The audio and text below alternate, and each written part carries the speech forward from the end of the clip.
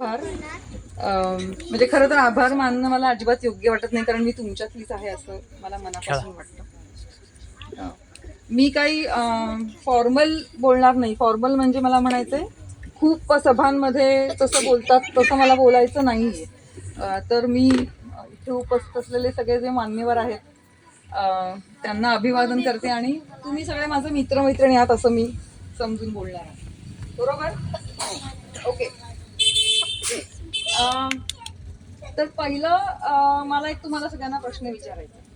आता समजा दोन जुळी मुलं आहेत आणि ती दोन जुळी मुलं एक भारतामध्ये राहिलाय आणि एक युरोप मधल्या कुठल्या तरी देशामध्ये, म्हणजे जन्मल्या त्यांची ताटातूट झाली आणि दोन वेगवेगळ्या देशांमध्ये ते गेले. आता ऐकू येते का? सॉरी, मी जरा माईक पासून इकडे तिकडे जाते. दुसरा माईक देऊ तर त्या जुळ्या मुलांची वाढ अर्थातच वेगवेगळ्या प्रकारे होणार. म्हणजे जन्मतः त्यांचे गुण चांगले होते का? जुळी मुलं हो की नाही? म्हणजे जुळे असल्यावर जन्मतः त्यांचे गुण चांगले, पण एक इथे भारतात वाढला आणि एक कुठे आपण युरोप किंवा अमेरिकेमध्ये वाढला असं समजा. तुम्हाला काय वाटतं म्हणजे कसं होईल तुमची वाढ? सारखी होतील एकदम मोठे झाल्यानंतर ते काय होईल? वेगळं काय होईल? विचार बदलतील. बर, अजून काय बदलेल? काय? संस्कार वेगळे लागतात. ओके, अजून म्हणजे संस्कार म्हणजे काय?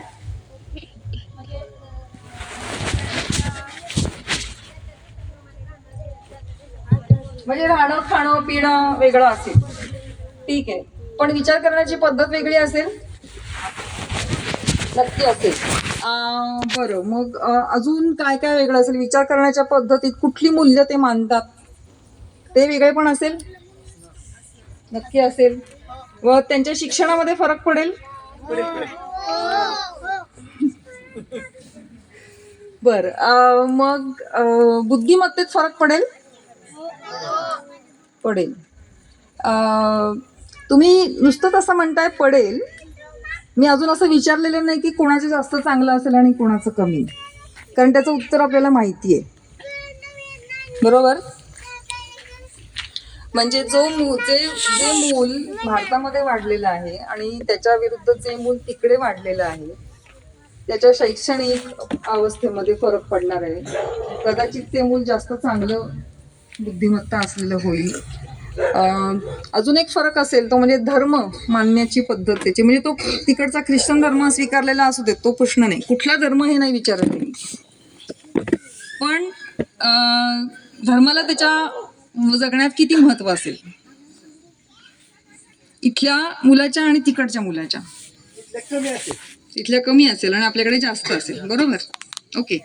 तर आता मी हे उदाहरण अशासाठी घेतलं की आपल्याला हे लक्षात येत आहे का की आता आपला विषय असा आहे की सामाजिक पर्यावरणाचा आपल्या वाढीवर काय परिणाम होतो. तर आपल्या आजूबाजूचं म्हणजे आपण ज्याला संस्कृती म्हणतो, त्या संस्कृती म्हटल्यानंतर लगेच सगळेजण खूप असे भावनाशील वगैरे होतात की माझी संस्कृती थोर, असं प्रत्येकालाच वाटतं. बरोबर ना? तुमच्यापैकी किती जणांना असं वाटतं की भारताची संस्कृती थोर आहे? सगळ्यांना वाटतं. अच्छा, पण मग आपली संस्कृती जर थोर असेल, प्रचंड चांगली असेल, तर मग आपल्या इथलं आपलं जे काही मुलाची वाढ ती एवढी चांगली का बरं होत नाही? तुम्हीच म्हणता ना, आता तुम्हीच बोललात मला की इथल्या मुलांची वाढ इतकी चांगली होणार नाही जितकी अमेरिकेतल्या किंवा चांगल्या तिकडच्या मुलांची होईल. बुद्धिमत्तेची वाढ, विचारांमधली वाढ वगैरे वगैरे. तसं का असेल? बघा, मी असं कुठेही म्हणत नाही की आपली संस्कृती थोर नाहीये. मी असं म्हणायचा प्रयत्न करते की आपण आपल्या विचारांमध्ये, म्हणजे आता संस्कृती म्हणजे काय पहा, संस्कृती म्हणजे आपण जी मूल्य मानतो ती पहिली गोष्ट. बरोबर? आपण कुठला धर्म मानतो ती, त्याच्यानंतर आपण कुठली मूल्य मानतो ते आपण बोललो, त्याच्यानंतर आपण असं म्हणूयात की कुठले रीतिरिवाज आपले असतील, ज्ञानाचा वारसा कुठला असेल आपला, म्हणजे इथे जे मूल राहील त्याला कुठल्या प्रकारचं ज्ञान मिळेल, तिकडे जे मूल वाढेल ते कुठल्या प्रकारचं ज्ञान, त्याला त्याचा वारसा कुठला असेल. म्हणजे आपण म्हणूयात की एखाद्या खेड्यामध्ये एखादं मूल वाढतं तेव्हा त्याला भात शेती कशी करायची माहीत असते, गव्हाची शेती कशी करायची माहीत असते. तर तेच एखादा शहरातला मुलगा असेल त्याला कॉम्प्युटर कसा वापरायचा कदाचित माहीत असेल. बरोबर. तर ते आहे ज्ञानाचं संचित, म्हणजे जे आपल्याला आपल्या घरी मिळतं, शाळेत मिळतं, आजूबाजूच्या परिसरातनं मिळतं. बरोबर.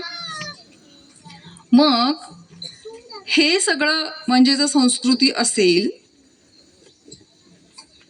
तर आपल्या इथे कुठे दोष आहेत? आपल्या संस्कृतीत आहेत काही काही बदलायला पाहिजे असं वाटतंय? नाही, चांगलं आहे सगळं का नाही आहे?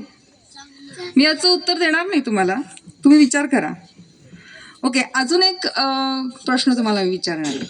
मी बरेच प्रश्न विचारणार आहे बरं का, उत्तरं तुम्ही तुमच्या मनात स्वतः द्या बऱ्याच गोष्टींची. एक अगेन पुन्हा परत आपण असं उदाहरण घेऊया की 2 किंवा 3 मुलं आहेत. 3 मुलांची वेगवेगळी स्वप्न आहेत. मी मुद्दामून असे प्रश्न विचारतेय. 3 मुलांची स्वप्न आहेत, भारतातलीच मुलं आहेत. एक मुलाचं स्वप्न आहे की मी परदेशी शिकायला जाणार, म्हणजे मी कदाचित तिथे ग्रॅज्युएट वगैरे होईन पण मी नंतर परदेशी शिकायला जाणार. दुसरं मूल म्हणतंय की नाही बुवा मला ग्रॅज्युएट होऊन नोकरी मिळाली तरी पुरे. त्याचं स्वप्न आहे की नोकरी मिळवणं. तिसरं मूल म्हणतंय की नाही मला राम मंदिर बांधायचं.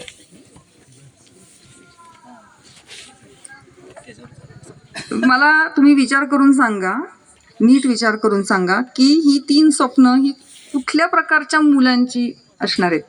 कोण असेल हा पहिला मुलगा? कोण असेल? मुलगा किंवा मुलगी, म्हणजे मी मूल म्हणते त्याच्यात मुलगा मुलगी दोन्ही आलं. कोण असतं स्वप्न पाहू शकतो की अमेरिकेत जायचंय? ठराविक लोकच जाऊ शकतात आपल्या भारतातली, असं स्वप्न बघू शकतात. दुसरं मूल म्हणतंय की बाबा ग्रॅज्युएट होऊन मला जायचंय, मला नोकरी मिळू दे फक्त. कोण म्हणेल असं?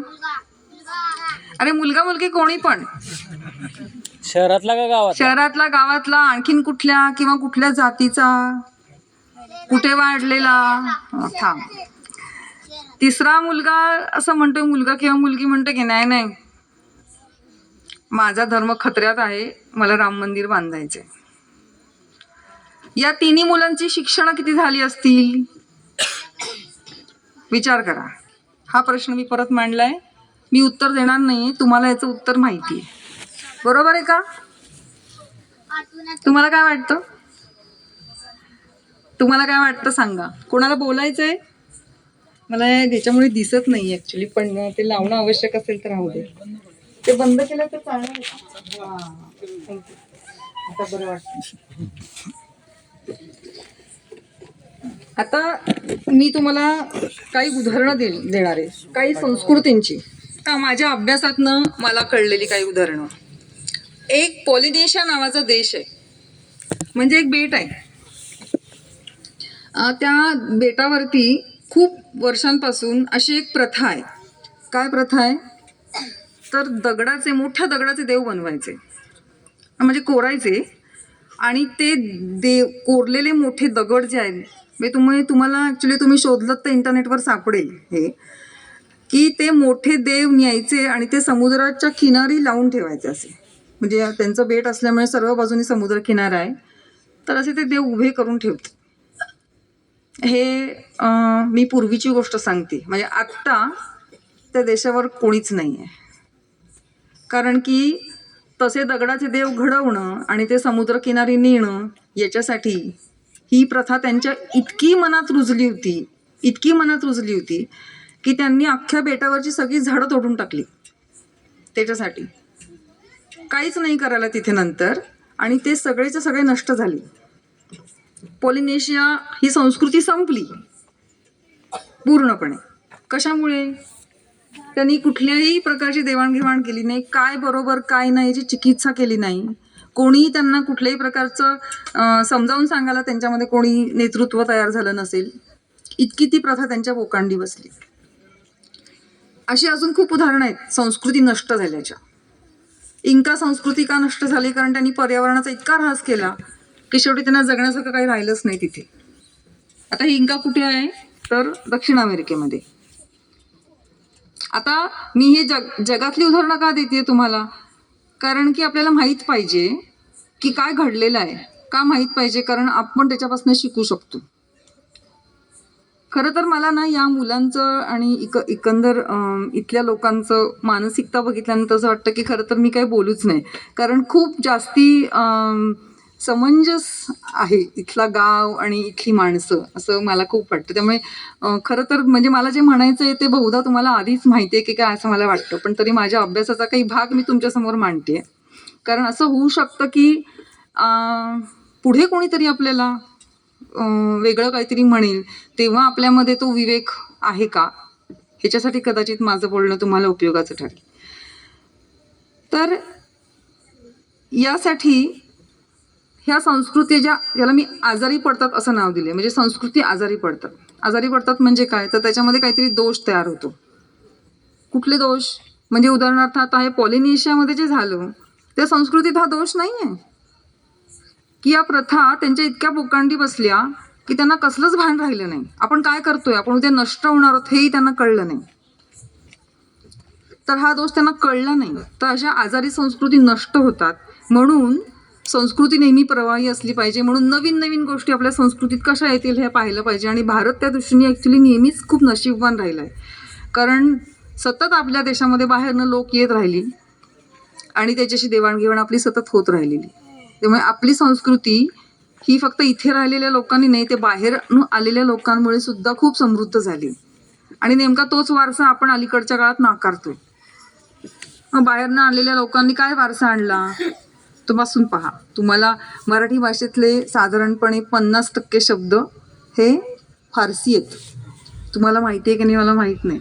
तर गंमत आहे, आपण जो गुढीपाडवा साजरा करतो तो एका शक राजाने आणलेला सण आहे. टास्टन नावाचा तो राजा होता, तर तो शक होता. आपण म्हणतो ना शके अमुक तमुक, ते का म्हणतो आपण, तर ते त्या राजामुळे म्हणतो. तो काही इथला नव्हता, तो बाहेरचा आलेला होता. असे अजून खूप हे सांगता येतील. म्हणजे यज्ञ हा शब्द आहे ना, हा जश्न आणि यज्ञ हे दोन्ही एकच शब्द आहेत. बघा, आपल्याला जे हिंदू हे नाव दिलंय हे कुठून आलंय माहिती आहे, सिंधू नदीवरून आलेलं आहे. पण बाहेरनं जे आलेले लोक आहेत, अरबी किंवा अरबाच्या आधीची भाषा जी असेल त्याच्यामध्ये ॲक्च्युली अरबी नाही आहे ती, पण मी अशासाठी सांगते की ते मिडल ईस्टमधनं आलेले लोक होते आणि त्यांच्या भाषेमध्ये ह हा शब्द नाही आहे, सॉरी स हा शब्द नाही आहे, तर स ला ते ह म्हणतात. त्यामुळे त्यांनी असं म्हटलं की सिंधू नदीच्या पलीकडे राहणारे सगळे म्हणजे हिंदू. हा म्हणजे गंमत. आपल्याला नाव हिंदू कोणी दिलं, बाहेरनं आलेल्या लोकांनी दिलं. आणि इथे राहणाऱ्या लोकांमध्ये जो काही धर्माचरण होतं, धर्माचरण म्हणजे आपापल्या स्वतःच्या काहीतरी श्रद्धा होत्या.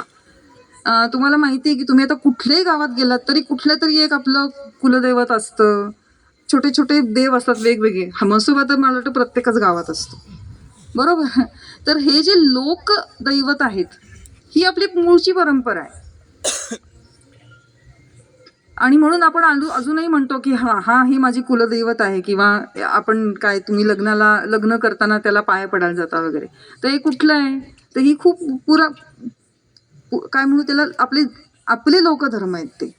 त्याचा हिंदू असण्याशी काही संबंध नाही आहे, हे लक्षात घ्यायला पाहिजे आपण. हे मी मुद्दामून सांगते, कारण ह्याचा अभ्यास केला तर आपल्याला ह्या गोष्टी लक्षात येतात की याचा वेदांशी पण काही संबंध नाही. हे मी मुद्दामून सांगते. आता परत एक उदाहरण देऊया. तुम्हाला मी विचारणारे परत प्रश्न. समजा मी तुम्हाला अशी सांगते की एका देशातल्या 2 शास्त्रज्ञांना नोबेल पारितोषिक मिळाले.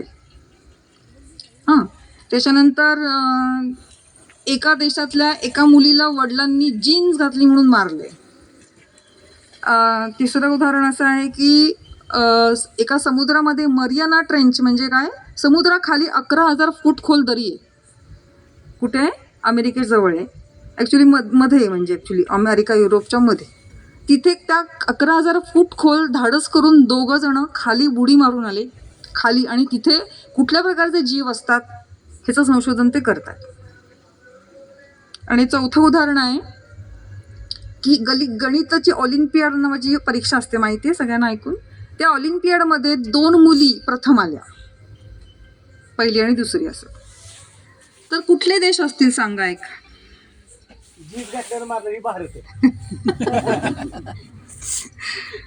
बरं, भारतातले काही सगळेच नाही आहेत आता, मला तुम्हाला माहिती आहे, पण आपल्याला अगदी नक्की माहिती आहे. पण असं पण असू शकतं की कदाचित मिडल ईस्ट मधला एखादा देश असू शकतो, बरोबर?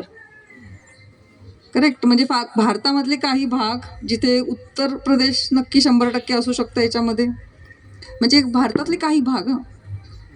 किंवा नोबेल प्राइज भारतात नाही, भारत नसेल,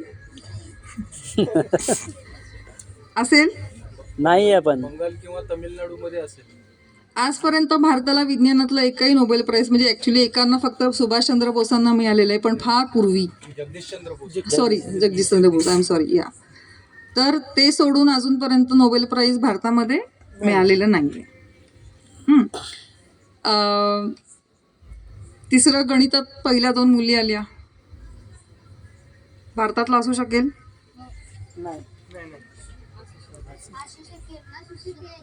असू शकेल. वा वा वा. मग कुठल्या असतील, कुठल्या प्रदेशातल्या असतील त्या मुली? महाराष्ट्रातल्या असतील का केरळमधल्या असतील? म्हणजे दक्षिण भारतातल्या असतील असं वाटतं तुम्हाला? उत्तर भारतातल्या नसतील? अरे, मुलांना काय तुम्ही रोज पुस्तकं वगैरे वाचून दाखवता का? इतकी हुशार कशी काय मुलं? कमाल वाटते. पण म्हणजे हे त्याचं म्हणणं बरोबर आहे की खरोखरीच ऑलिम्पियाडमध्ये पहिली दुसरी 2 मुली केरळमधल्या आलेल्या आहेत. काय फरक आहे? म्हणजे आता आपण असं म्हणू शकत नाही की उत्तर प्रदेशमधल्या कुठल्या मुलींना असं प्राइज मिळेल, कारण तिथे मुळात त्यांनी शिकायला जाणं हाच खूप मोठी गोष्ट आहे, बरोबर? तर आता मी हे प्रश्न अशासाठी विचारले परत की बघा, प्रदेशानुसार आपली परत संस्कृती बदलते. म्हणजे सामाजिक पर्यावरण प्रदेशानुसार बदलते. का बदलतंय? म्हणजे कुठल्या रूढी परंपरा अशा आहेत की ज्या केरळमध्ये चांगल्या आहेत आणि इथे नाही आहेत? मी मुद्दामून प्रश्न असे विचारते. म्हणजे आपण मगाशी असं म्हणलं ना, माझी संस्कृती थोर, पण तसं असेलच असं नाही. त्यातले काही दोष आपल्याला दिसतात का पहा या निमित्ताने. की या निमित्ताने मी ॲक्च्युली अजून एक छोटंसं सायन्स नावाचं एक मासिक असतं, ज्याच्यामध्ये सगळे संशोधन प्रसिद्ध होतं. तर मुलींना गणित शिकण्याच्या बाबतीतलं एक तुम्हाला मी नीट सांगते उदाहरण, खूप चांगलं उदाहरण आहे. त्यांनी अख्ख्या जगातल्या वेगवेगळ्या देशांचा अभ्यास केला. कशासाठी अभ्यास केला? तर त्यांनी एक गणिताची परीक्षा मुली आणि मुलगे दोघांची पण घेतली. आणि मुलगे चांगले गणितात का मुली चांगल्या, असं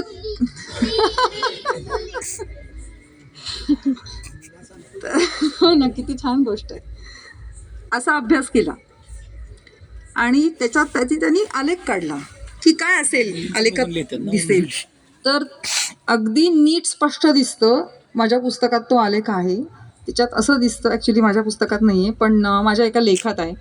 त्यात असं सरळ दिसतं की ज्या ज्या देशांमध्ये मुली आणि मुलगा भेद आहे, विषमता आहे, विशेषतः लिंगभेद आहे, त्या देशांमध्ये मुली शाळेत जरी जात असल्या, म्हणजे त्यांना शाळेत जायला परवानगी आहे, त्यांना शिकायला परवानगी आहे, सगळं आहे, तरीसुद्धा त्या देशातल्या मुली या गणितात मागे पडतात.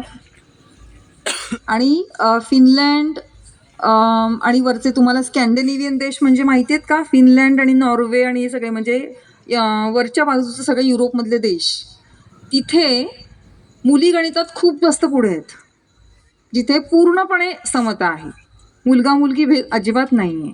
पण जिथे मुलगा मुलगी भेद आहे त्या देशांमध्ये मुलं गणितात जास्त मार्क मिळवतात आणि मुलींना नाही मिळवत आहेत. काय कारण असेल? म्हणजे त्या शाळेत जात आहेत, पण का बरं असं होत असेल?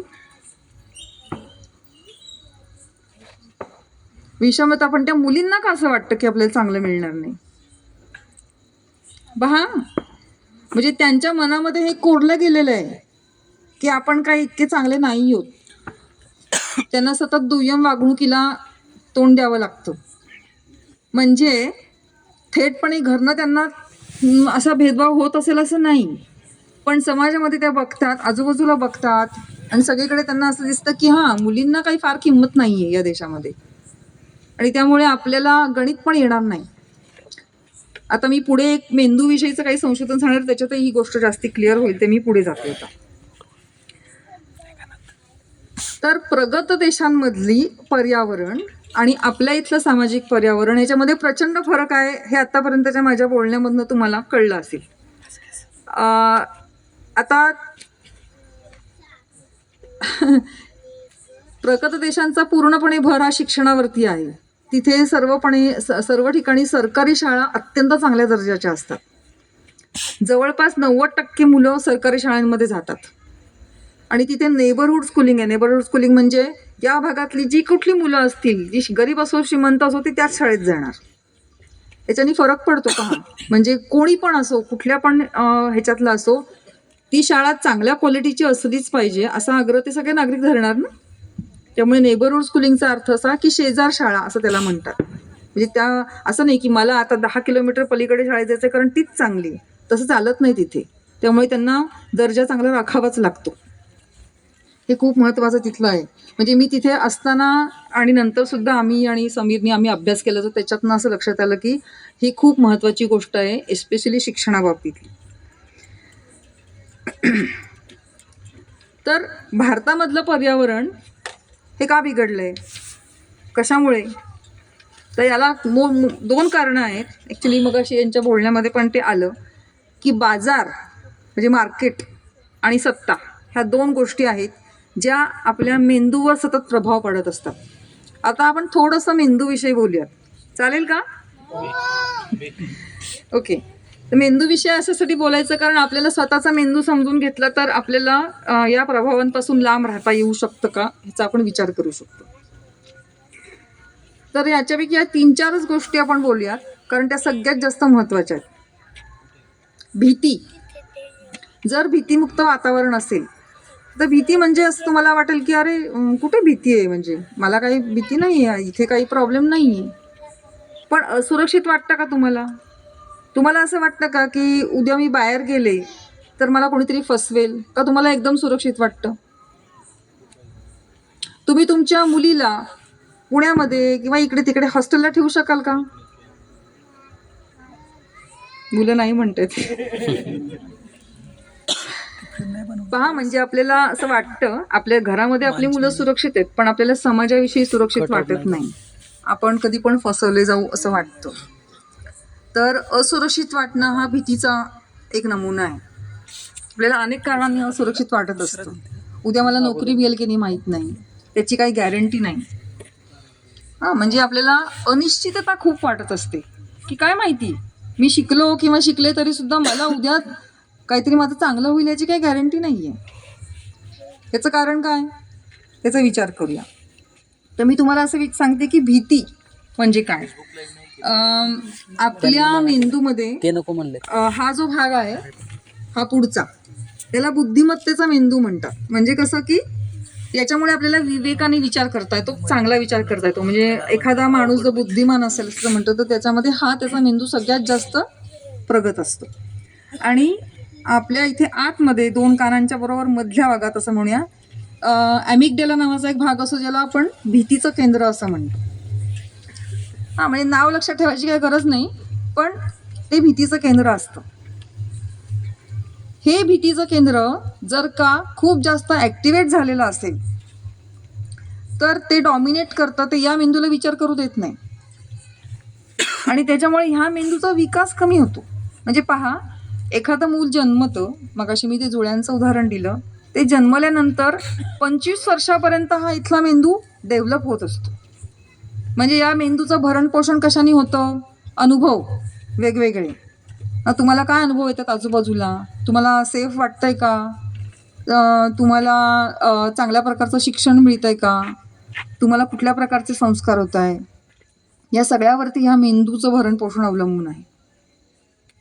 तर पण भीतीयुक्त वातावरण असेल, जर असुरक्षित वाटत असेल तर हा तुमचा मेंदूचा भाग विकसित होत नाही. हे प्लीज लक्षात घ्यायची गोष्ट आहे. जर तुम्हाला दुय्यम वागणूक मिळत असेल, दुय्यम वागणूक म्हणजे काय, तर माझ्यापेक्षा कोणीतरी श्रेष्ठ आहे असं मला सतत सांगितलं जाते.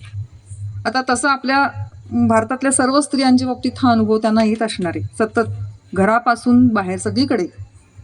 म्हणजे माझे अनुभव तर इतकेच त्या बाबतीतले, तुम्ही मला वेगळं भेटा त्याच्यासाठी. माझ्या कंपनीमध्ये, इकडे तिकडे सगळीकडे सततच दुय्यमतेला मला तोंड द्यायला लागलेलं आहे.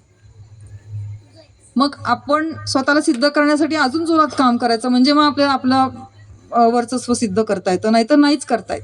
म्हणजे अगदी मी ज्यावेळेला वर्कशॉपमध्ये काम करत होते माझ्या, तेव्हा वेल्डिंग करणारा मुलगा सुद्धा मला चॅलेंज करायचा असत, मग तुम्ही करून दाखवा. म्हणजे कशासाठी, कारण मी बाई आहे. पण हे खूप छोटं उदाहरण आहे. अगदी पंक्चर काढायला जरी गेलं तरी अनेकदा असं ते बाई म्हणून एखाद्याला पंक्चर, म्हणजे मी गाडी स्वतः चालवते नेहमी सगळीकडे जाताना, तर नेहमी मला हा अनुभव आलेला आहे की पंक्चर चार जास्त झाले म्हणून सांगून टाकाय ना, काय कळते. तर एकंदर समाजामध्ये बाईला सतत दुय्यमतेला तोंड द्यायला लागतं, त्याचा परिणाम तिच्या मेंदूवर होत असतो. मग अशी आपण म्हटलं ना की दुय्यमता असेल तर गणितामध्ये का चांगले मार्क मिळत नाही मुलींना, भले ती शाळेत जात असेल तर तिला सतत हे वेगळ्या पद्धतीने जाणवत राहतं की तू चांगली नाही आहेस, तू इतकी चांगली नाही आहेस, तू हुशार नाही आहेस. तर हे फक्त मुलींच्या बाबतीत होतं असं नाही, तर हे जातीभेदामध्ये पण होतो. जर जातीभेद असेल, आता परत आणखीन एक प्रयोग सांगते तुम्हाला, तो मी लिहिलेला आहे. भारतामध्येच उत्तर प्रदेशमध्ये हा प्रयोग केलेला आहे की त्यांनी एका हॉलमध्ये 100 मुलांना बोलवलं, वेगवेगळ्या जातीच्या सगळ्या मुलांना बोलवलं आणि त्यांची एक छोटीशी टेस्ट घेतली. म्हणजे काय क्विज म्हणतो तशा प्रकारची टेस्ट घेतली. त्यांना 2 गणितं आधी सोडवायला दिली आणि त्यांना जेवढं जमेल अशाच प्रकारची ती गणितं होती. म्हणजे काय खूप अवघड वगैरे असं काही नव्हतं, त्यांच्या लेवलला जी जमेल अशा प्रकारची. आधी त्या मुलांना एकत्र जमवलं, त्यांना 2 प्रश्न दिले, मग किती जणांना ते उत्तर किती चांगलं दिलं हे पाहिलं आणि मग नंतर एकच केलं त्यांनी, प्रत्येक मुलांनी उभं राहायचं आणि आपली जात सांगायची. पहा त्यांनी कसा प्रयोग केला. जात सांगून खाली बसायचं, फक्त काही वाक्याचं करायचं नाही आणि मग परत त्यांना आणखीन प्रश्न सोडवायला दिले. तर जी मुलं खालच्या जातीची होती त्यांना पुढचे प्रश्न अजिबात सोडवता आले नाहीत. का? कारण केवळ जातीची जाणीव, त्यांना कोणी बोललं नाही किंवा त्यांना कोणी असं काही म्हणलं नाही, अरे तू असं कसं, असं काहीच नाही तिथे झालं. पण केवळ त्यांच्या मनामध्ये आपण आपली जात दुय्यम दर्जाची आहे हे बाकीच्यांना पण माहिती आहे, केवळ या कारणाने त्यांना पुढची गणितं सोडवताच नाही आली. हा प्रयोग माझा मनचा नाहीये, प्रत्यक्षात घडलेले केलेले प्रयोग मी सांगते तुम्हाला. म्हणजे दुय्यमतेची जाणीव मनामध्ये कशी भीती उत्पन्न करते हे सांगायचा मुद्दा आहे याच्यामध्ये. याच्यामध्ये खरं तर खूप चांगली उदाहरणं आहेत उंदरावर प्रयोग केलेली, पण आता मी ते सगळं सांगत बसत नाही. आपण बाजार आपल्यावर कसा परिणाम करतो पहा. आपल्याला सतत सांगितलं जातं की गोरा रंग चांगला, मग गोरं बनण्यासाठी फेअर अँड लवली आणा, वापरा, शॅम्पू आणा. तुम्हाला वेगवेगळ्या, तुम्ही सिरियल्स बघता त्याच्यामध्ये ज्या काही स्त्रिया आणि पुरुष असतात ते एकदम छान पोशाखामध्ये असतात, त्यांची घरं एकदम टपटपीत अशी छान असतात. ते बघितल्यानंतर आपल्याला वाटतं की आपलं तसं नाही आहे, मग मी कुठेतरी कमी आहे.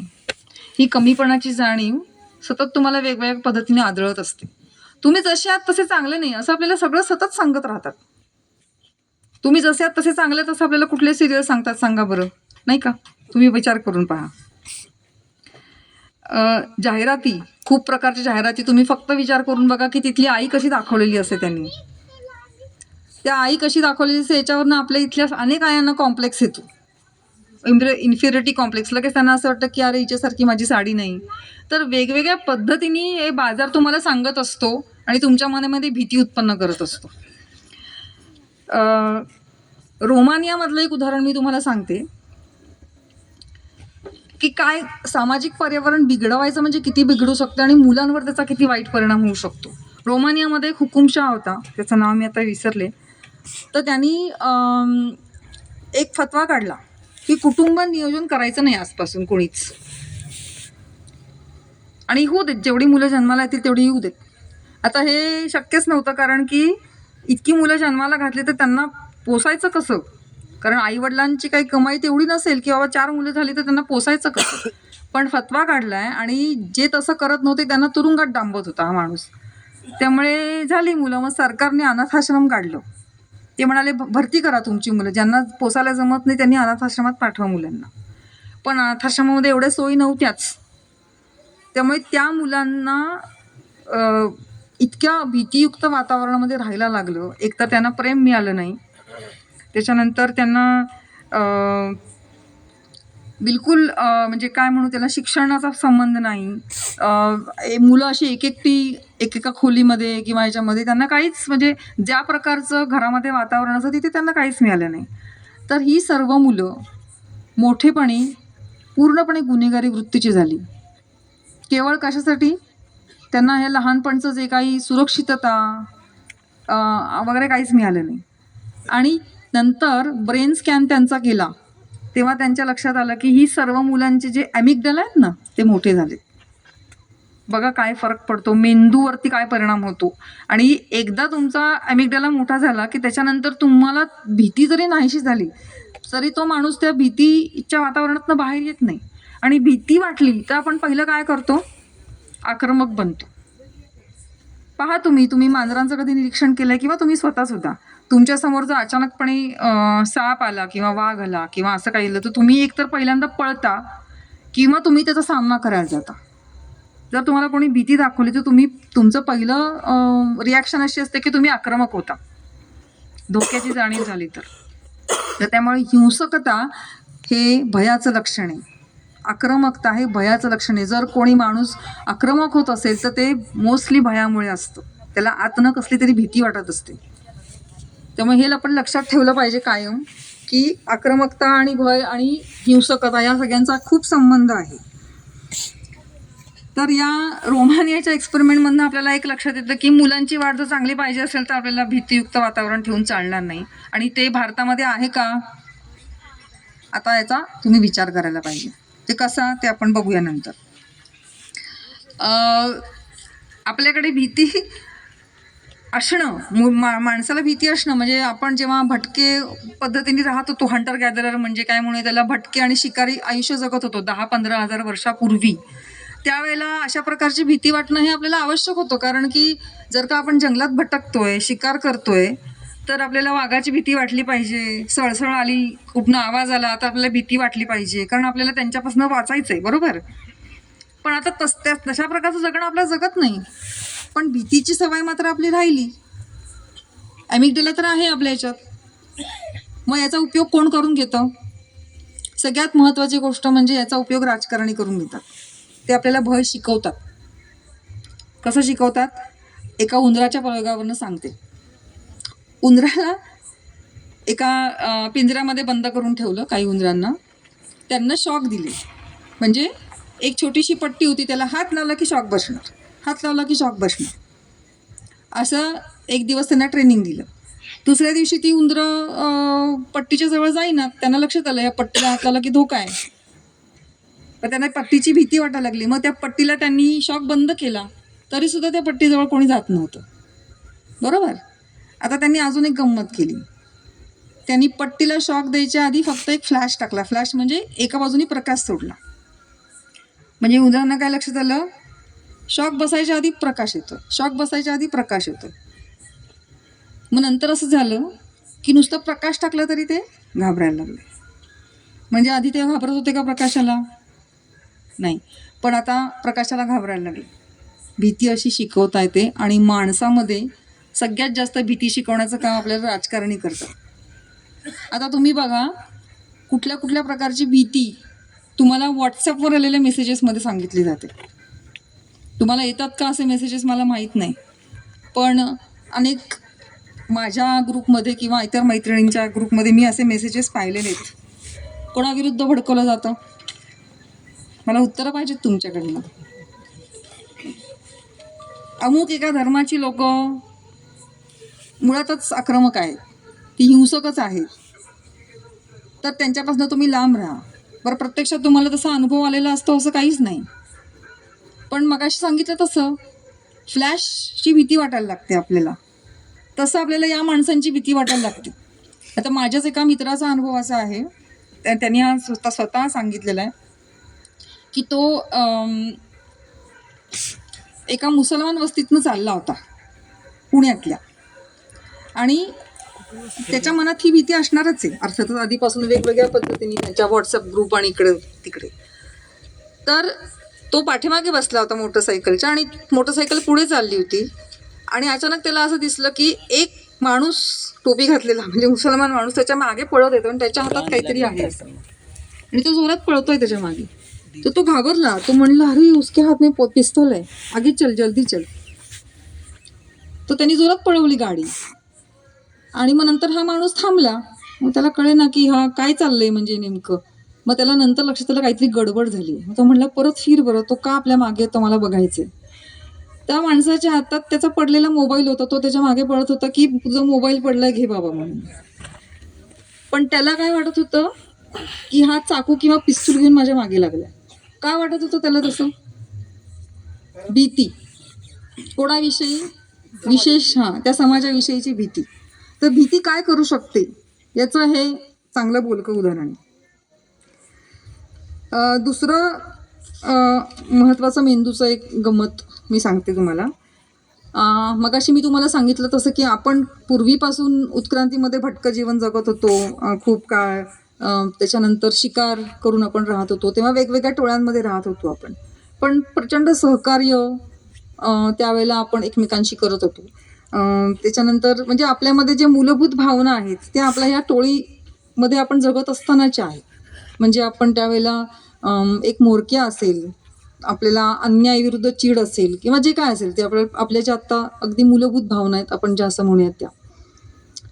माणसाची सगळी जी प्रगती आहे, उत्क्रांती आहे, ते पूर्णतः सहकारावर आधारित आहे असं पुरावे सांगतात. म्हणजे एकमेकांशी सहकार्य केल्यामुळे केवळ माणूस चांगल्या पद्धतीने उत्क्रांत झाला आणि प्रगत झाला इतका. मेंदूची प्रगती आपली केवळ सहकार्यामुळे झालेली आहे. म्हणजे आपला मेंदू इतर प्राण्यांच्या पेक्षा खूप मोठा आहे, तुम्हाला सगळ्यांना माहिती आहे ना. म्हणजे हा जो मेंदू आहे हा दुसऱ्या कुठल्याही प्राण्याला नाही आहे. बुद्धिमत्तेचा मेंदू ज्याला आपण म्हणतो तो. तर त्याचं मूळ कारण असं आहे की आपण समाज जीवन टोळीमध्ये जगत होतो आणि खूप प्रचंड पद्धतीने एकमेकांशी सहकार्य करून जगत होतो. म्हणून आपल्याला भाषा अवगत झाली, भाषेचा उपयोग परत आणखीन सहकार्यासाठी झाला. असे सगळे त्याची मोठी हिस्ट्री आहे जी आपण आत्ता बोलणार नाही, पण आपण असं जगत होतो. तर मुद्दा असा की आपण जेव्हा टोळी जीवन जगत होतो त्यावेळेला एक गंमत अशी होती की ही माझी टोळी आणि ही तुझी टोळी, अशा वेगवेगळ्या टोळ्यांमध्ये जगत होती माणसं. नैसर्गिक जे काही आपलं ही माझी टेरिटरी आणि ही तुझी टेरिटरी याच्यासाठी काही त्यांच्यामध्ये भांडणं होत असतील, पण टोळीशी बांधलेले होते सगळेजण खूप मोठ्या प्रमाणात. त्यामुळे आपल्या टोळीशी आपण खूप बांधलेलं असेल तर आपल्या टोळीमध्ये आपण सहकार्य करायचं आणि दुसऱ्याशी मात्र आपल्याला लांब राहायचे, कारण ते आपल्याला कधी काय करतील सांगता येत नाही. तर याच्यातनं एक प्रकारचा टोळी भेद तयार झाला. टोळी भेद म्हणजे काय, तर ही आपण आणि ते अशा प्रकारची एक फॉल्ट लाईन आपल्या मेंदूत आहे. फॉल्ट लाईनचा अर्थ असा की तशा प्रकारे आपण आपसुकच सततच आपण आणि ते मध्ये एकमेकांना बघत असतो. हे माझं आणि हे तुझं. मग आपण त्याच्यासाठी असं पर्टिक्युलर धर्म जात असं बघत नाही. मात्र आपल्या मनामध्ये तो टोळीभेद आहे. म्हणजे आपल्याला सतत समजा एखादा गोऱ्या माणसाला काळ्या माणसाचा चेहरा दिसला तो म्हणेल हा माझ्या टोळीतला नाही. किंवा तुम्ही असं म्हणाल की पाकिस्तानचा माणूस आला तर तुम्ही म्हणला हा भारतीय हा पाकिस्तान, बरोबर. तर अशा प्रकारचा टोळीभेद आपल्या मनामध्ये आहे. या टोळीभेद आता आपल्याला उपयोगाचं नाही, कारण आता आपण ते जगणं संपलंय आपलं. आपण त्याच्यानंतर शेती करायला लागलो, पशुपालन करायला लागलो, समाज मोठे झाले, तेव्हा टोळ्या बंद झाल्या. आता काय टोळी आपल्याला लागत नाही. पण हा जो दोष आहे आपल्या मेंदूतला तो तसाच आहे. मगाशी जसं मी सांगितलं की ॲमिग्डाला आपल्या मेंदूमध्ये आहे, जरी आपल्याला आता ते भीती वाटण्याची गरज नाही वेगळ्या कारणासाठी. तसंच हा पण एक प्रॉब्लेम आहे ज्याचा उपयोग परत राजकारणी करून घेतात. ते आपल्याला काय शिकवतात की हे आपण आहेत ना, हे आपण आहात त्याच्यामध्ये ते नाही आहेत. आता तुम्ही साधी जर का हे म्हणूयात की मी एक उदाहरण देते. हिंदूंनो तुम्ही एकत्र या, आपण एकत्र काहीतरी करूया. याच्यामध्ये काय चुकीचं आहे? आहे चुकीचं काय? समजा एका माणसाने असं आवाहन केलं की चला हिंदूंचा मेळावा घेऊ, त्यात काय चुकीचं आहे? एकीसाठी तर करतोय ना तो माणूस. तुम्ही कुठल्या देशाचे नागरिक आहात? बरं, मग खरोखरी एकी पाहिजे असेल तर आपण काय हाक दिली पाहिजे? भारतीयांनो एकत्र या असं का नाही म्हणत? हिंदूंनो एकत्र या कशासाठी? म्हणजे म्हणायला वरकरणी असं वाटतं की हे एकीसाठी चाललंय, मात्र त्याच्यामध्ये एक प्रकारचा टोळीभेद त्यांना आणायचा आहे. काय आणायचा आहे? तर तुम्ही हिंदू आहात आणि ते दुसरे आहेत, ते दुसऱ्या धर्माचे आहेत, ते आपले नाही आहेत. म्हणजे मी हे तुम्हाला का सांगते, कारण अशा ज्या घोषणा असतात ना, याच्यामध्ये आपल्याला फसवलं जातं खूप वेगळ्या प्रकारे आणि आपल्या या फॉल्ट लाईनचा उपयोग केला जातो. जे काही मोठे मोठे समारंभ होतात ते भारतीय या नागरिकत्वाला हाक देणारे असतात का फक्त हिंदूंना हाक देणारे असतात? विचार करून पहा. मोठे मोठे सण साजरे होतात, आपण असं करू शकतो, तसं होत नाही. पर गंमत अशी की हिटलर हिटलरचं उदाहरण तुम्हाला सगळ्यांना माहिती आहे. हिटलरनी काय केलं ते माहिती आहे सगळ्यांना का नाही सांगू? हिटलर हा जर्मन देशाचा काय म्हणू त्याला हुकुमशहा होता, पण तो लोकशाही मार्गाने निवडत वरती गेला होता. म्हणजे तो काय पटकन पहिल्या फटक्यात हुकुमशहा झाला नाही. त्यांनी जर्मनीची प्रगती केली चांगली. आपल्याला असं वाटलं की वा वा भारी. अनेक लोकांनी त्याचं कौतुक केलं की किती छान राष्ट्रवाद जागवतोय हा. पण त्यांनी वंशाच्या आधारावरती ज्यूंना वेगळं काढलं. जर्मन लोकांना असं सांगितलं, कारण पहिलं महायुद्ध झालं होतं आणि जर्मन बेचिराग झालं होतं. खूप जर्मनीची वाईट अवस्था होती. त्यांनी असं जर्मन लोकांना पटवलं काय की तुमची जी वाईट अवस्था आहे ना ती ज्यू लोकांमुळे. बघा त्यांनी सगळे तुमचे पैसे घेतले, बघा त्यांनी असं केलं. आणि इथे ऑलरेडी जे गरीब मंडळी होती खरोखरी जर्मनची, आणि ज्यू पण गरीबच होते, काय भयंकर श्रीमंत होते अशातला भाग नाही, पण हा वंशभेद त्यांनी पेटवला आणि स्वतः निवडून यायचं, त्याला जे काय आर्थिक प्रगती करणं शक्य होत नव्हतं, त्याला दोष कोणाला द्यायचा? ज्यू लोकांना. तर त्यांनी सतत ज्यू लोकांना टार्गेट केलं आणि इतकं प्रचंड जर्मन लोक त्याच्या बाजूने गेले की हे सगळ्या जर्मन लोकांनी मिळून ज्यूचं हत्याकांड घडवलं. किती लोक ज्यू लोकांना मारलं अंदाज आहे तुम्हाला? 50 लाखाच्या घरात ज्यू लोकांना त्यावेळेला घेट्टोमध्ये मारलेलं आहे हिटलरनी. आणि जर्मनी उद्ध्वस्त झाली दुसऱ्या महायुद्धामध्ये, पूर्ण उद्ध्वस्त झाली. म्हणजे या हुकुमशहानी पूर्ण एक देश धुळीला मिळवला.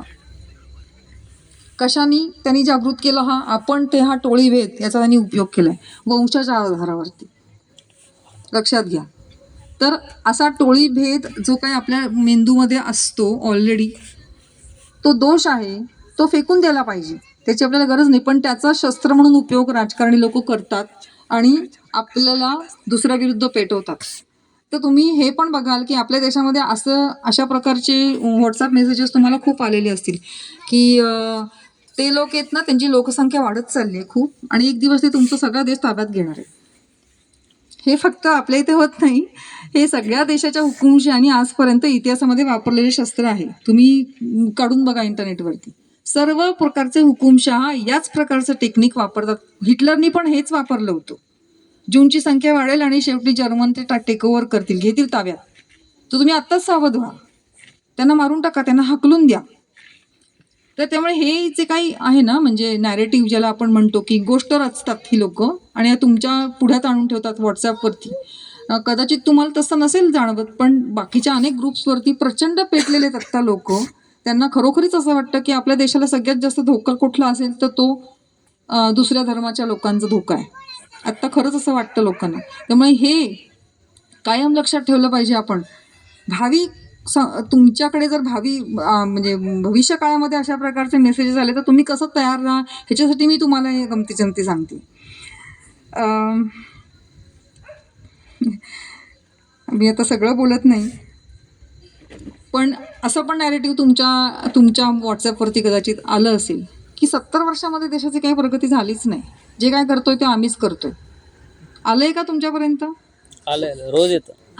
जवळजवळ. पण मला आनंद आहे की तुम्ही अजून तसं विचार करत नाही आहात. त्यामुळे म्हणूनच मी पहिल्यांदाच म्हटलं की तुम्ही ऑलरेडी असे खरं तर माझ्याकडे बोलण्याची गरज नाही, पण मुळात असे सगळे अशा प्रकारचे जर मेसेजेस तुम्हाला आले तर फॅक्ट चेक करणं, म्हणजे खरं आहे का खोटं आहे हे तपासणं, ही सगळ्यात मोठी आपली गरज आहे. म्हणजे कुठले पण मेसेज आला तर आपण पहिल्यांदा असं विचारलं पाहिजे की हा मेसेज तयार करायला कोणीतरी माणूस असेल ना, त्यांनी काहीतरी एक 4 तास 2 तास खर्च करून तो मेसेज तयार केला असेल. सोपं नाही आहे. आपण नुसतं टाईप करायला बसलो एक छोटासा पॅरेग्राफ तरी आपले अर्धा तास जातो. तर एक मोठा व्हिडिओ बनवणं, मग ते करणं, त्यात बरेच कष्ट आणि पैसे लागतात. कोण बनवत असेल हे? कोणीतरी बनवून घेत असेल ना. कोणाकडे एवढा वेळ आहे स्वतःची नोकरी धंदा सोडून? तर त्याला काहीतरी उद्देश असतो असे मेसेजेस बनवायला, आणि ते एका ठराविक प्रोपोगँडाचा भाग असतो, आणि त्या प्रोपोगँडाचा भाग म्हणून ते आपल्यापर्यंत पोचतं.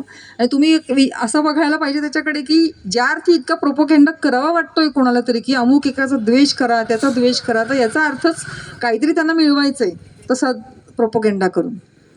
हे प्रोपोगँडा करू शकतात. त्याचं कारण असं आहे की आपला मेंदू आपल्याला फसवत असतो. ओके, आता अजून एक छोटंसं गंमत सांगते आणि मग नंतर कदाचित आपण थांबूया.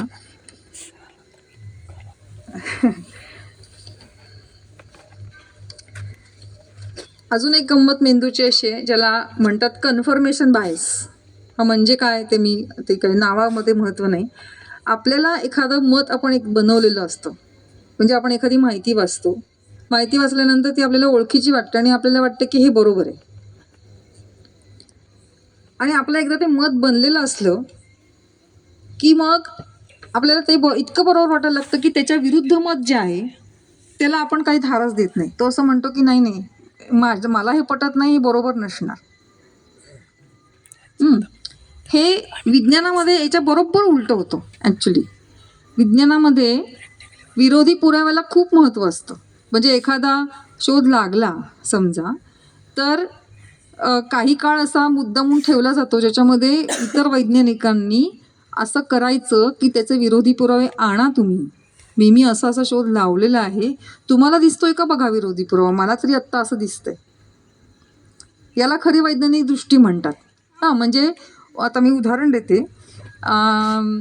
समजा तुम्हाला असं सिद्ध करायचं आहे की जगातले सगळे कावळे काळे असतात. तर तुम्ही काय कराल? कसाचा शोध घ्याल? कसं सिद्ध कराल? तुम्हाला मी सांगितलं, तुम्हाला पायात एवढे पैसे घ्या, कुठं जायचं तिथं जा, पण तुम्हाला हे सिद्ध करायचे की सगळ्यातले सगळे कावळे काळे असतात. तुम्ही काय कराल? सांगा.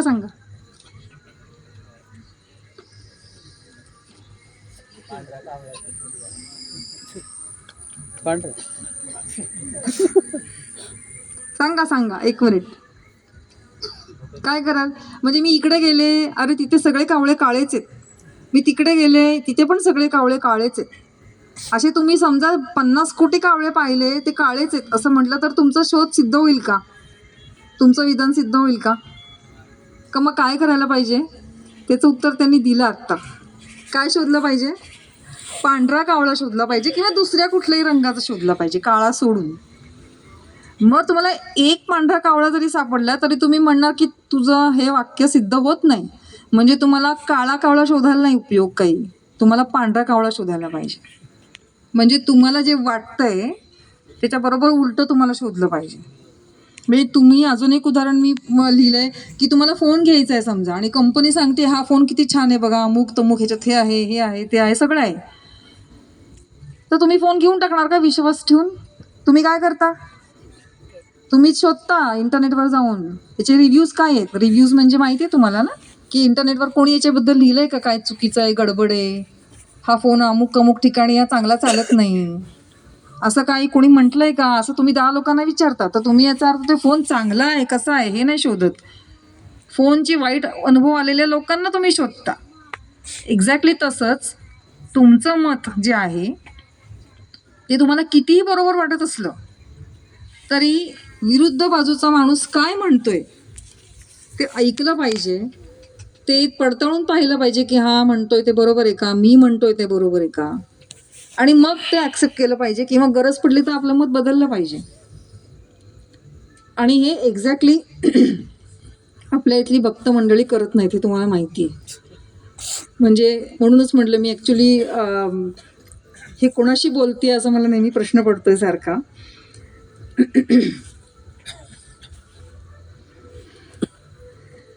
तर आपल्या हातात काय म्हणजे हे सतत होत राहणार आहे. अशा प्रकारचा प्रोपोगँडा होत राहील, राजकारणी आपला गैरफायदा घेत राहतील, मग आपल्या हातात काही आहे का नाही आहे? आपले जगण्याचे प्रश्न काय आहेत? काय आहेत आपल्या जगण्याचे प्रश्न? तुम्ही पहा, आपल्याला बेरोजगारीचा प्रश्न आहे, शिक्षणाचा प्रश्न आहे, सुरक्षित वाटलं पाहिजे, कोणी फसवलं नाही पाहिजे हा प्रश्न आहे, किंवा शेतकऱ्यांचे प्रश्न आहे, म्हणजे शेतीविषयक प्रश्न आपले खूप मोठे आहेत आत्ता, विषमता हा मोठा प्रश्न आहे. तुम्ही जे काही आत्ता सरकारकडनं विधेयकं पास होतात किंवा जे काही व्हॉट्सअपवर तुम्हाला मेसेज येतात त्याच्यामध्ये यापैकी एकाही गोष्टीवर काही बोलणं चाललेलं असतं का? अजिबात नाही. उलट तुम्हाला असं म्हणेल की ती कंगना राणौत काय म्हटली, ह्याचा खून कोणी केला काय माहिती, असं अमुक अमुक पाहिलं, तमुक तमुक पाहिलं. तुम्हाला खूप वेगवेगळ्या प्रकारचे व्हॉट्सअप मेसेजेस येत असतात, त्याच्यामध्ये खूप वेगवेगळ्या गोष्टी रचून सांगितल्या जातात आणि मग तुम्हाला त्याच्यामध्ये गुंतवलं जातं, तुम्ही गुंगून जातात त्याच्यात. वा वा वा, गोष्टी तर माणसाला खूप आवडतात. एक्झॅक्टली. तर याला म्हणायचं लक्ष चोर. कोण चोरतंय आपलं लक्ष? मूळ मुद्द्यापासून हटवायचं आणि दुसऱ्याच मुद्द्यावरती गुंतवायचं. कोणी मागितलं होतं का राम मंदिर? नाही आपण कोणी मागितलं, पण ती गरज तयार केली गेली. आपल्याला रामाशी भांडण नाहीये. नक्कीच आपल्याला सगळ्यांच्या मनात राम असतोच, पण आता तुम्ही पहा की तो कार्यक्रम होण्यासाठी ठिकठिकाणी सेल्फी पॉईंट बसवले जात आहेत. ते एका सेल्फी पॉईंटचा खर्च 6 ते 7 लाख रुपये आहे काहीतरी, आणि असे 1000 एक सेल्फी पॉईंट बसवले जाणार आहेत. हा खर्च कुठनं येतोय? कुठल्या पैशातनं येतोय? आणि हा फार मी छोटं सांगते गोष्ट. तुम्ही काल परवाच अजून एक बातमी वाचली असेल की एका अंबानीच्या कंपनीला खूप तोटा झाला, त्यांनी बुडीत काढलं कर्ज. किती, मला त्याचा आकडा पण ॲक्च्युली इतका मोठा आहे, 4000 कोटी रुपये मला वाटतं का, मी कमीच सांगते ॲक्च्युली. हां, 4,00,000 कोटी. हां नाही, काहीतरी गडबड आहे. 4000 कोटी मला वाटतं ना, किती आहे मग आकडा तो? हा जे काय असेल ते, तर तो जो काय आकडा आहे तो प्रचंड मोठा आहे, इतकं लक्षात घ्या. तो आकडा आहे या आपल्या सरकारी कंपन्यातनं कर्ज काढलेलं आहे ते. त्याच्यातलं फक्त 10% रक्कम जी आहे, का 1%च बहुतेक, 1% रक्कम देऊन त्यांच्या भावानीच ती कंपनी विकत घेतली. उरलेले 99% जे पैसे आहेत त्याला चुना लागला. ते पैसे कोणाचे होते? आपले. तुम्ही लक्षात घ्या की आपण गरीब का आहोत हे आपल्याला लक्षात येत आहे का? आपण गरीब याच्यासाठी आहोत की ही सगळा पैसा वरच्यावर लाटला जातोय पूर्णपणे. आपल्यापर्यंत सुधारणा का येत नाहीत, आपल्यापर्यंत शाळा का येत नाही. सरकारने 14,000 शाळा बंद करण्याचा निर्णय घेतलाय, त्यांच्याकडे शिक्षणासाठी पैसे नाही आहेत. काय करायचं मग आपण? आपल्या हातात एक शस्त्र असतं, नक्कीच असतं, आणि प्रश्न विचारण्याचं पण शस्त्र असतं, नुसतं मतदानाचं नाही. आपण मधल्या काळात 5 वर्ष गप्पा नाही बसलं पाहिजे. आपण वेगवेगळ्या पद्धतीने जे प्रश्न उठवत आहेत त्या लोकांबरोबर असणं, अनुमोदन देणं त्यांना. तुमच्या गावामध्ये तुम्ही आता हे जे काय करतायत ते करणं इतकं महत्त्वाचं म्हणून मला वाटतंय. ऐकणं, तुम्हाला जे व्हॉट्सअप मेसेजेस येतात त्याच्याविषयी तुम्ही 4 लोकांशी बोलता का? का फक्त तुमच्यापुरतं तुम्ही ठेवता की नाही हे चुकीचं आहे, तुम्हाला कळतंय, पण तुम्ही कोणाशीच बोलत नाही? असं नाही करायला पाहिजे. आपल्याला जेव्हा जे शक्य आहे त्यांच्याशी आपण बोललं पाहिजे की हे बरोबर नाही आहे. अशा पद्धतीने जो काय प्रोपोगँडा चाललाय तो मला कळतोय, तुला पण कळू देत, असं आपण एकमेकांशी बोललं पाहिजे.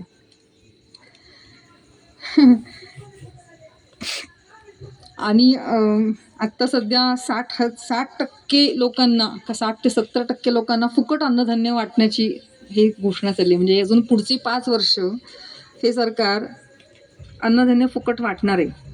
म्हणजे गेली 10 वर्ष जी प्रगती झाली भारताची, त्याच्यामध्ये अजून ते आत्ताच असं कबूल करतात की 70% लोक अजून इतके पण कुवतीचे झालेले नाहीत की ते स्वतःचं स्वतः मिळवून खाऊ शकतात.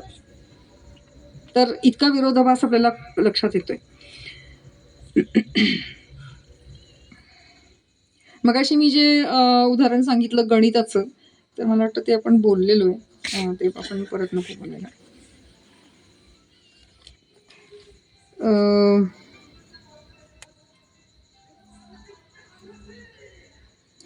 एक छोटंसं अजून एक उदाहरण सांगते आणि मग मला वाटतं आपण थांबूयात, कारण बोलण्यासारखं खूप आहे. हे उदाहरण मी मुद्दामून वेगळ्या परत जगातल्या दुसऱ्या एका जिथं घेतलेलं आहे. धर्म कसा तयार झाला आणि धर्माची उत्पत्ती कशी झाली असं एक आपण थोडं 1-2 मिनिटात आपण बोलूया. म्हणजे माणूस हा पूर्वी 2 लाख वर्षापूर्वी काय आत्तासारखा नव्हता. तो साधारणपणे असं म्हणूया चिंपांजीसारखा दिसत होता, थोडासा चिंपांजीपेक्षा बरा, बरोबर. आता तो त्यावेळेला जेव्हा तसा होता त्या अवस्थेमध्ये चिंपांजी किंवा हे बोनोबोस किंवा ही सगळी जी तुम्ही आपल्यासारखी दिसणारी जी प्रायमेट मंडळी त्यांचे फोटो पाहिले असतील, कमीत कमी नक्की बघितले असतील. ते धर्म पाळतात का? नाही पाळत ना. म्हणजे त्यांचं काय असं काही नाहीये. म्हणजे आपण जेव्हा त्यांच्यासारखे होतो पूर्वी खूप, तेव्हा काय आपल्यामध्ये धर्म वगैरे असं काही नसणार. म्हणजे याचा अर्थ आपण कुठल्या तरी एका टप्प्यावरती असा विचार करायला लागलो, अरे बापरे हे काहीतरी आहे गंमत. कधी वाटलं असेल माणसाला? आपण असा विचार केला तर माणसाच्या मेंदूमध्ये असे काही बदल झाले जेव्हा त्याला निसर्गाविषयीचं कुतूहल वाटायला लागलं. सगळ्या प्राण्यांनाही वाटत नाही, पण कुठल्या तरी एका पॉईंटला जो कदाचित 6 लाख वर्षापूर्वी असेल, 10 लाख वर्षापूर्वी असेल, तेव्हा त्याला प्रश्न पडायला लागले की अरे पाऊस कसा काय पडतो, विजा कशा काय चमकतात, वारा कसा काय वाहतो. हे कुतूहलातनं आलेले प्रश्न आहेत. त्याला त्यांनी उत्तरं काय दिली असतील? तेव्हा काय विज्ञान प्रगत नव्हतं अर्थातच, त्याला याची कारणं काहीच माहीत नव्हती, पण कुतूहल तर होतं. मग त्यांनी असा विचार केला की ठीक आहे, आपण असं म्हणूया की एक कोणीतरी शक्ती आहे, पर्जन्य देवतेची शक्ती असेल किंवा वाऱ्याची शक्ती असेल, त्याला वेगवेगळी नावं दिली. याचे पुरावे आहेत बरं का आपल्या कुठेतरी, म्हणजे एवढ्या लाख वर्षांपूर्वीचे नाही आहेत, पण अलीकडच्या 10,000 वर्षामधले आपल्याकडे भरपूर पुरावे सापडतात. तर आपल्या इव्हन आत्ताचे तुम्ही जर बघितले तर जे काही देव आहेत ते वरुण देव आपल्याला माहिती आहे, इंद्रदेव पावसाचा माहिती आहे. आपण ही देव जे निसर्ग देवता आधी होत्या. आत्ताही जर तुम्ही अंदमान निकोबारमध्ये राहणारे आदिवासी जमाती किंवा आफ्रिकेमध्ये आदिवासी जमाती जे आहेत तिथे जाऊन पाहिले तर अजूनही ते निसर्ग देवतेलाच पूजतात. जंगल ही त्यांची निसर्ग देवता आहे. तुम्हाला देवराया माहिती असतील ऐकून की तिथे झाडांची पूजा केली जाते. तर हे निसर्ग देवतेचं सुरुवात अशी झाली. कुतूहलातनं आलेल्या प्रश्नांना उत्तरं म्हणून त्यांनी देवतांची कल्पना केली. त्याच्यानंतरच्या काळामध्ये काय झालं, 10,000 वर्षांपूर्वी आपण भटकं जीवन सोडून दिलं आणि आपण एका जागी स्थिरस्थावर झालो आणि आपण शेती करायला लागलो, बरोबर. तेव्हा त्याच्यानंतरचे प्रश्न बदलले आपले. तेव्हा आता झालं असं की अनेक टोळ्या आल्या आणि टोळ्यांनी जमिनी घ्यायला सुरुवात केली, कारण शेती करायची तर जमीन पाहिजे. तिथे जमिनीचा दगडा सुरू झाला.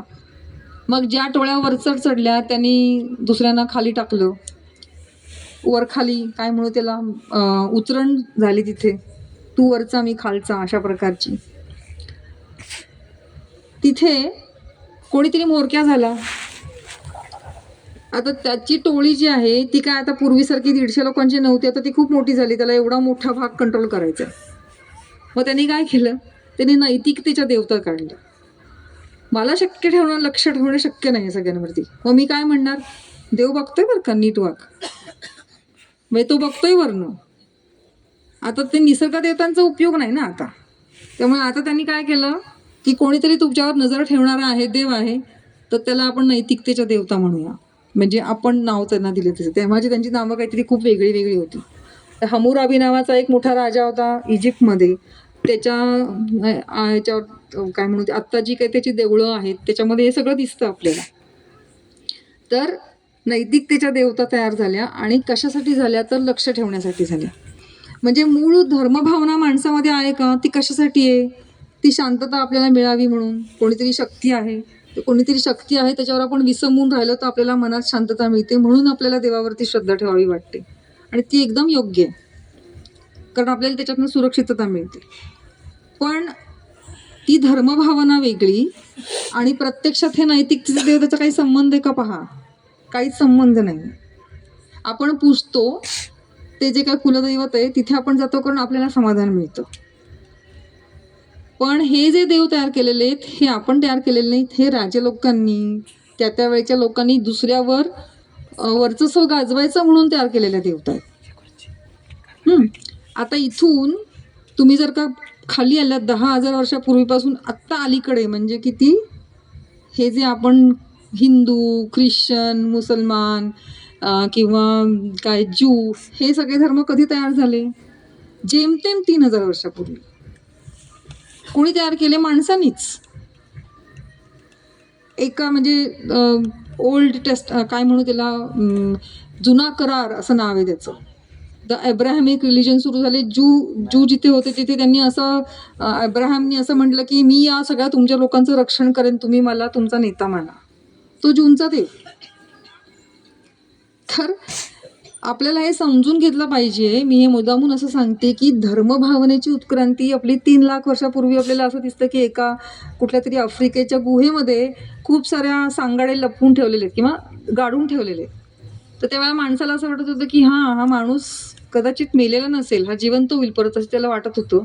ती त्याची पहिली मृत्यूच्या भीतीतनं आलेली भावना होती. त्याला आपण धर्मभावना म्हणूया. तिथंपासून ते इथंपर्यंत जो काही आपला प्रवास आहे धर्माचा, तो कसा झाला हे जर लक्षात घेतलं आपण, तर आपल्याला एक लक्षात येतं की हे पूर्णपणे कुतूहलातनं, भीतीतनं, मग राजा लोकांनी केलेला धर्म, देवता, असा प्रवास झालेला आहे. हा संघटित धर्म ज्याला आपण म्हणतो, हिंदू, ख्रिश्चन वगैरे, हे तर अगदी थेटपणे राजांनी तयार केलेले धर्म आहेत. त्याचं एक उदाहरण महत्त्वाचं कॉन्स्टंटिनोपोल राजाचं मी देते, आणि त्याच्यानंतर आपण थांबूया. कारण की कॉन्स्टंटिनोपोल राजा जो होता त्याच्या आधी येशू ख्रिस्त हा काय म्हणूया त्याला, इसवी सन 0 आपण ज्याला म्हणतो तेव्हा तिथपासून आपली जे कालगणना सुरू झाली असं आपण म्हणतो. तर येशू ख्रिस्ताच्या जन्मानंतरच्या काळामध्ये ख्रिस्ती हा काही वेगळा धर्म नव्हता, तो एक पंथ होता ॲक्च्युली, म्हणजे जूनचाच एक पंथ. पण ख्रिस्तानं जी करुणा सांगितली आणि जो दुसऱ्यांवरती दया करण्याचा, त्यावेळेला प्रचंड प्रमाणामध्ये ॲक्च्युली लेप्रसी म्हणजे कुष्ठरोग पसरला होता, त्यांची सेवा करण्यामध्ये त्यांनी स्वतःचं खूप हे योगदान दिलं. तर असा तो धर्म पसरला, लोकांना तो महत्त्वाचा वाटायला लागला आणि खूप लोक हे त्यात पंथाचे बनले. आता याचा फायदा कोणी हेरला असेल? कॉन्स्टंटिनोपोल नावाच्या राजाने लक्षात आलं की अरे खूप लोक, त्याच्या आधी ख्रिस्ती धर्मियांचा छळ झाला बरं का प्रचंड, त्यांना परवानगी नव्हती, ज्यू धर्मियांनी खूप छळ केला त्यांचा. पण नंतर कॉन्स्टंटिनोपोल राजाला लक्षात आलं की हे लोकांना हा धर्म खूप आवडतोय बरं का. त्यांनी काय करून टाकलं, तो राजाचा धर्म म्हणून डिक्लेअर केला. त्याचा फायदा काय झाला? सगळे लोक त्याच्या बाजूने आले. त्यानंतरच्या काळामध्ये ख्रिस्ती धर्माचा प्रसार त्यांनी इतक्या हिंसकपणे केला आहे, इतका प्रचंड हिंसक की त्यांनी इतक्या लोकांना, ज्यू लोकांना आणि जे ज्यू पण नव्हते, जे लोकधर्म पाळणारे जे लोक होते, जसे आपण आत्ता मगाशी म्हटलं, तशा लोकांना त्यांनी प्रचंड प्रमाणात ठार मारलेलं आहे ख्रिस्ती धर्माचा प्रसार करण्यासाठी. इतक्या प्रचंड प्रमाणात ठार मारलं की त्याच्या आधी जी ग्रीक परंपरा होती, ग्रीक ही ज्ञानाची परंपरा होती. तुम्हाला ही नावं माहिती असतील ना, काय पायथागोरस माहिती आहेत ना, आर्किमिडीज, ही त्यावेळेला ग्रीक ज्ञान तयार करणारी मंडळी होती. तर ती सगळी परंपरा ज्ञानाची पूर्ण खंडित झाली. त्याच्यानंतर 1600 वर्ष युरोपमध्ये अंधारयुग होतं.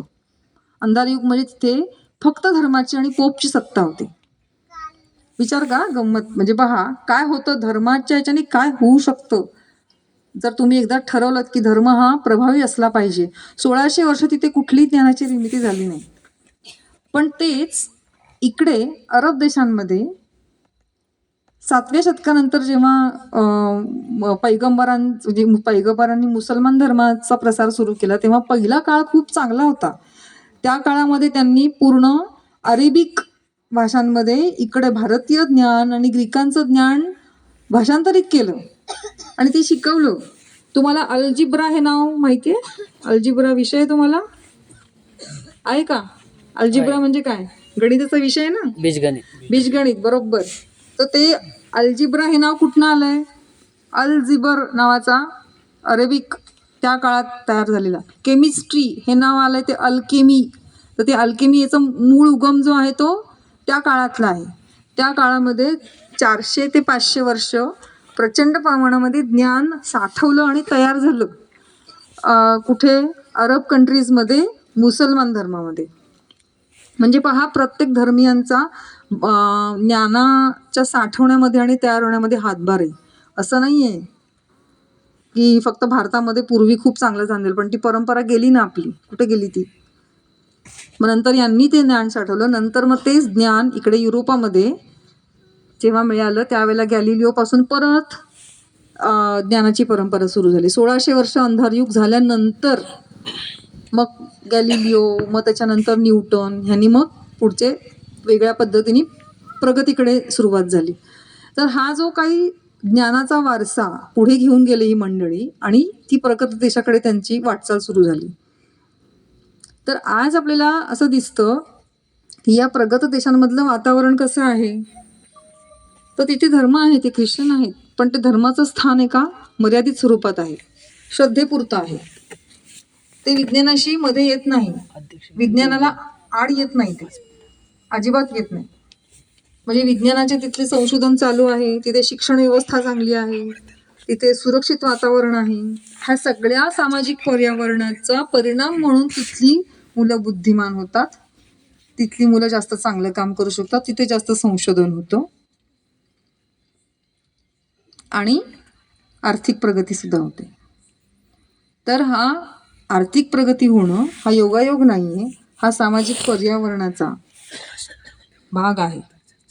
त्यामुळे माणसाचा विकास पाहिजे असेल कुठल्याही प्रकारचा, आर्थिक असो, बौद्धिक असो, कुठल्याही प्रकारचा असो, तर त्याचं मूळ हे सामाजिक पर्यावरणामध्ये कसं असतं हे तुम्हाला मी अनेक उदाहरणं देऊन सांगायचा आत्ता प्रयत्न केला. अजून प्रचंड बोलण्यासारखं आहे, पण मला वाटतं इथे थांबूयात ना आता. तर तुम्हाला कोणाला प्रश्न असतील तर आपण बोलूया नंतर, पण आत्ता तरी असं वाटतं की थँक्यू.